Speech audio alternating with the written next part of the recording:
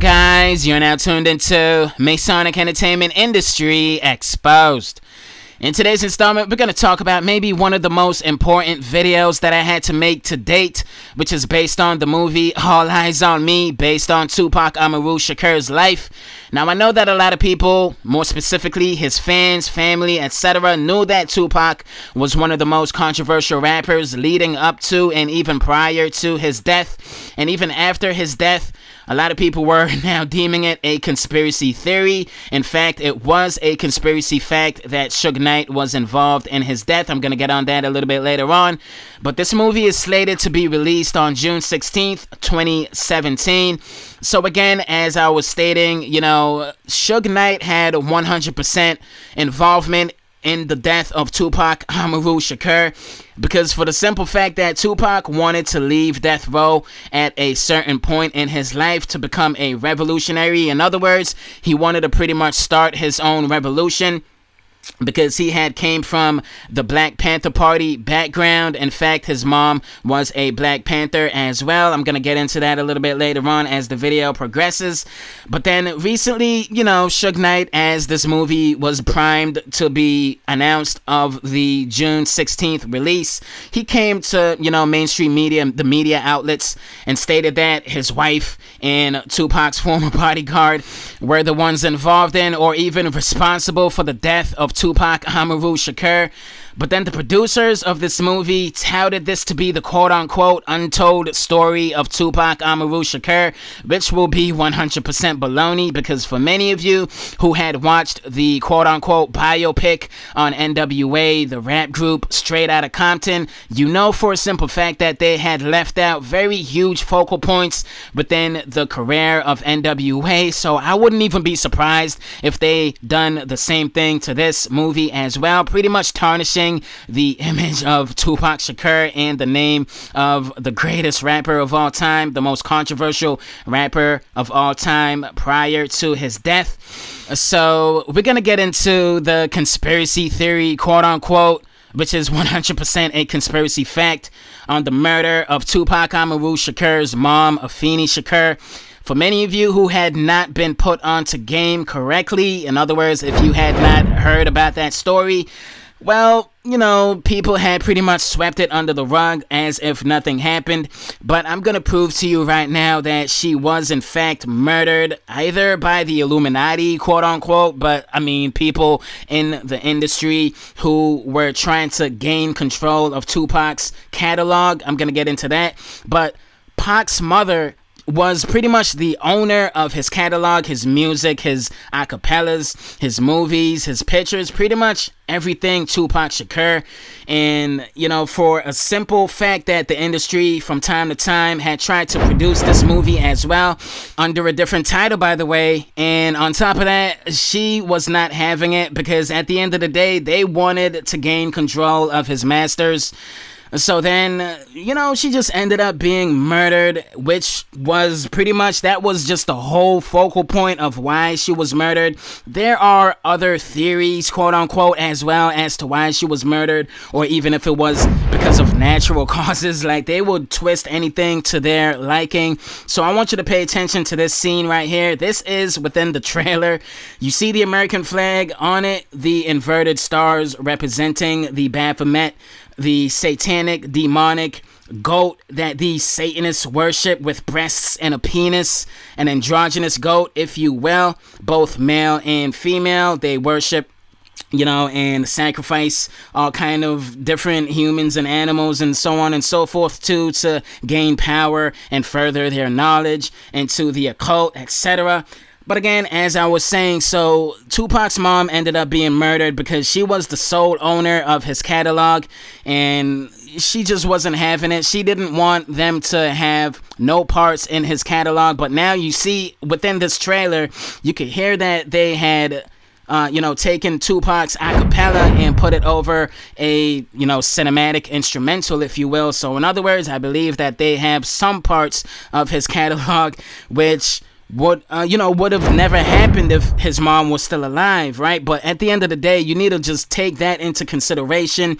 I think I mentioned this before. Like, if you watch the movie, just watch it as a whole, not just for Tupac Amaru Shakur. Yeah, he's the greatest of all time, the most controversial of all time, but you need to watch it as well for the Freemasonic symbolism, whether it be exoteric or esoteric. And at the same time, too, Tupac wanted to leave, his record label to pretty much become a revolutionary, but then they ended up murdering him. Suge Knight and, P. Diddy were the ones involved.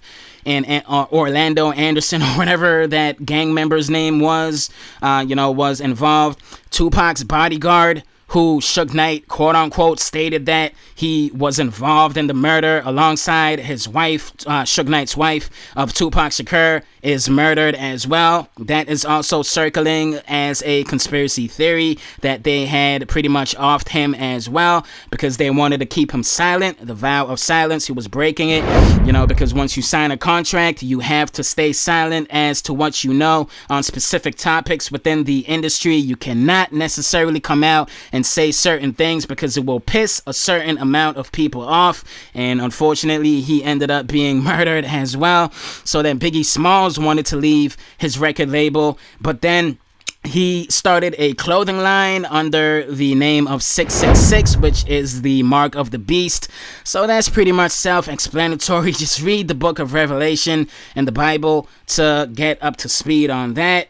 I mean, it is a pretty lengthy book, but it is a very good read.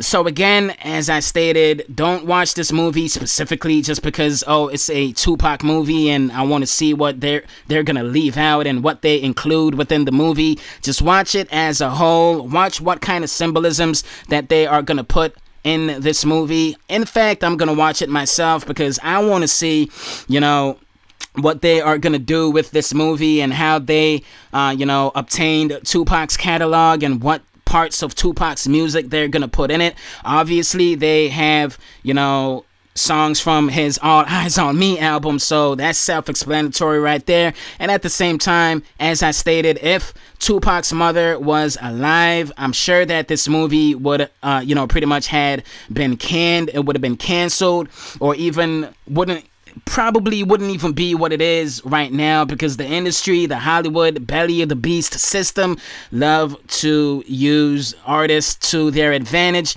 make money off of them, in other words. So even after Tupac had died, alongside Michael Jackson and Prince and people similar to them on a high level of celebrity, of fame, if you will, then they make more money after death. In other words, the record labels, garner or obtain or acquire rather more monetary gain from the deaths of certain celebrities. So that's another thing you really need to pay attention to. So again, as I stated, this movie is going to be about Tupac Shakur, yeah, and then at the end of the day, how will they will portray it, I'm not sure. I'm gonna watch it. I'm gonna see what they're gonna do within that movie and look for signs as well. So, I mean, Tupac's mom, she was murdered 100% just because of that main focal point of her owning his catalog, his music, his pictures, etc. Pretty much, she is, or was rather, his own record label at the time. And, just to put it out there, rest in peace to you, Afeni Shakur. She was once a part of the Black Panther movement. Way better than this Black Lives Matter bullcrap that they got going on now, because they actually were against the government. They were not bought and paid for. I mean, I'm sure that certain parts of that organization at certain times in life had became bought out, but I mean, the roots of the Black Lives Matter movement was what it was, and I'm just showing my respect, saluting Afeni Shakur, Tupac Shakur. Guys, just stay frosty and definitely know that there's more to come, and keep your head above water, because at the end of the day, as I had always stated, this is not a conspiracy theory. Suge Knight and Puff Daddy were involved in the murders of Tupac Shakur and Biggie Smalls. Even though that Biggie Smalls was rather gonna start his own clothing line and pretty much branch out from Bad Boy, 666 I mean, come on, if you were to look up Biggie Smalls' clothing line on Google and then search the images, you'll see 666 on his jacket. And then Tupac was going to be a revolutionary, you know, pretty much, you know, continuing the foundation, if you will, of the Black Lives Matter, what the heck, the Black Panther Party movement, because obviously we know that Tupac was against the Illuminati, the system, as he had stated that, you know, the blow's like a 12-gauge shotty, Illuminati is all over his body, not to, you know, put it quote for word, but just to paraphrase it. So again, you know, he had pretty much predicted his death in his music. And that's one of the other focal points that they may not even include within this movie of him predicting his death, because that was something that he knew that the industry was a shady business and he was definitely about to expose them for what it was. You know, unfortunately, I mean, he kind of went on the same level as Michael Jackson when Michael Jackson exposed Tommy Mottola by calling him the devil, and then he ended up being murdered at UCLA. We're just gonna have to see what the legacy of Tupac Shakur will be like in this movie, whether they will tarnish it, because you got to remember that this is Hollywood and they love to pretty much tarnish the name of characters or even real life people who were once revolutionaries, such as Tupac Amaru Shakur, and they like to twist it and water it down pretty much. So I'm just gonna go off the consensus and say that this movie is gonna be watered down to a certain degree.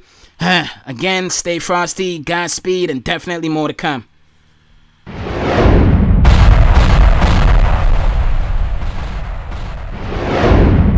You have social media? Keep up via twitter.com/thisisgodson, facebook.com/godsonofficial, and thisisgodson.blogspot.com. Be sure to slap that subscribe button.